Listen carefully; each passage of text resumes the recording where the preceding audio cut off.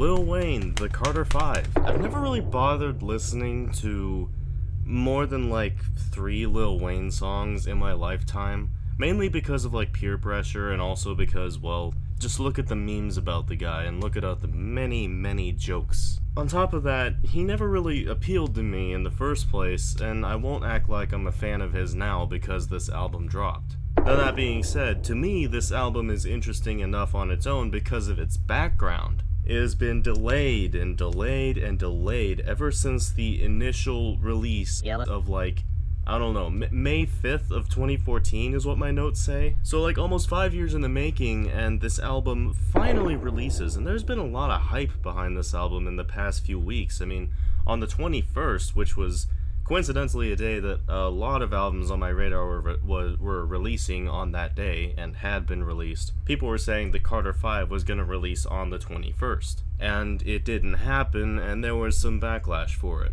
But never fear, the Waynester is here, and he's dropped the Carter 5 only 7 days afterward. 8 days, I guess. 7 or 8 days after that. And this is supposedly his final album, although I don't bet that much on that fact being, well, a fact. After a bunch of drama that had been between Lil Wayne and Birdman of Cash Money Records, and just the huge delays this album was getting, the beef has been detailed in many articles and videos that you can click on like right now if you really wanted to know the backstory behind it if you haven't already. But chances are if you're seeing this review, you know what's going on with the Carter 5 and you just want to hear my opinion on it because, yeah, I look like a person who really knows what they're talking about and really is in a state of mind to talk about albums. But anyways, he left Cash Money Records and released this album on Universal Records, so it's not much of an improvement. But I guess you could say that Wheezy is free. So what did I expect from this album? Well, introspection for one. I mean, Wayne is in a far different playing field than he was when his last album dropped. I think it was like 2014 or 13. And I'm not counting like the mixtapes and stuff that he's dropped ever since then. And I don't count Grove. But we are in a vastly different world than the world that we were in just like a handful of years prior with rappers like Lil Wayne, Jay-Z, Eminem, Future. And that's not to say that any of them are irrelevant now.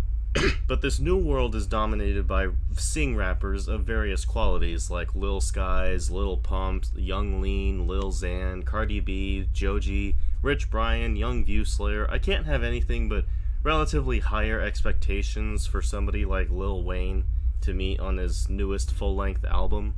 The Carter 5. Looking at the track list alone, it is depressing, although kind of the wrong reasons. Now keep in mind that these are notes that I took before listening to this album.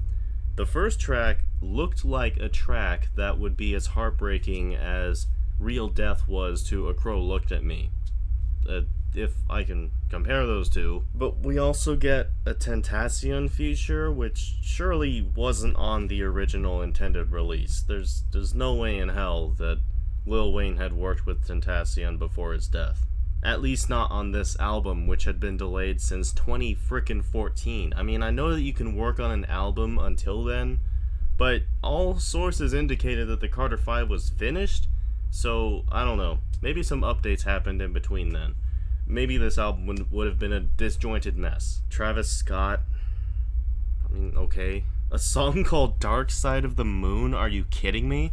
And it's got the shaping mold of Cardi B as well? Kendrick, yeah, sure, whatever. Get Kendrick. Yeah, just get Kendrick. Because that's the fucking prerequisite to any rap album now is that you get Kendrick Lamar on your song and you go platinum. Snoop Dogg. I have nothing but a smile. The rest I barely recognize. You have a song called Start This Shit Off Right and you didn't place it at the second track's position? Are you kidding me?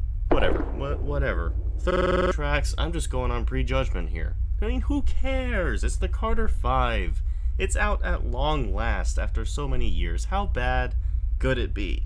Well, the first track is kind of what I predicted it to be, although it's kind of toned down. It's not like soul-crushing, but it is kind of unique in that it gives Lil Wayne some humanity. I mean, this song is about, well, it's actually just an excerpt, I think, of a voicemail from his mother, or just a voice message from his mother or whatever. And it adds some humanity to him because you realize that beyond the memes, beyond the jokes, beyond whatever you think of his music, Lil Wayne, just like you or I, is a human. And he cares about his mother, and his mother cares about him. And as we go into the album, he does lean on this introspective route, although he still keeps true to the braggadocious nature of the name Lil Wayne.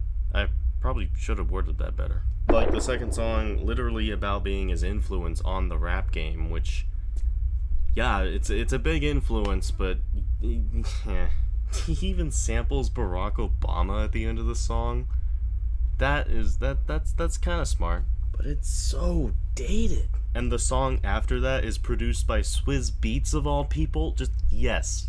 In fact, the production of this album in general, regardless of who's doing what and where, the production's actually pretty good. It's catchy where it counts, and the catchiness makes for good songs, especially with some lyricism that's better than any others examples of such in Lil Wayne songs that I've heard. Now, I'm not saying that like the production on every song is just outstanding, because you do have the generic songs, but it's good enough for the most part that it even managed to make me stick through a Kendrick Lamar feature song, and I would have been scared off normally, but this is one of the best songs on the album. Endless bars, endless lyrics, endless.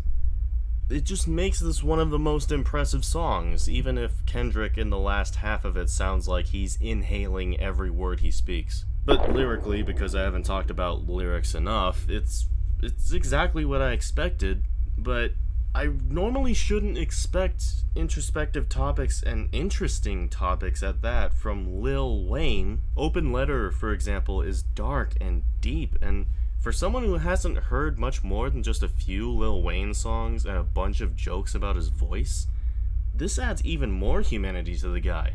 Yeah, no doubt somebody with a more thorough knowledge of Lil Wayne and his music and his history can go more in-depth on this album, and thus my opinion counts for as little as it already does. But really, there's only so many ways to say, this is a good album and I like it. There's good songs, there's okay songs, and the worst you get on this album is like generic, boring songs, like Perfect Strangers or Problems, just to name two examples, because half the album is kind of just generic. Yeah, I do praise this album quite a bit, but if you're going through it on a full listen, you won't be that impressed if you're a hip-hop head. You will have heard better at this point. Throughout all the years that you've been listening to this type of music, you will have heard better songs. They don't go to Rick Ross generic, but the good songs like Mess, Famous, Mona Lisa, Uproar, and of course Open Letter are they're worth hearing. They make the whole album worth listening to, even if you're not that big of a hip-hop fan. I'm making this video short because I've got a tight schedule, but I rate this, and this might be one of the best rap albums of the year.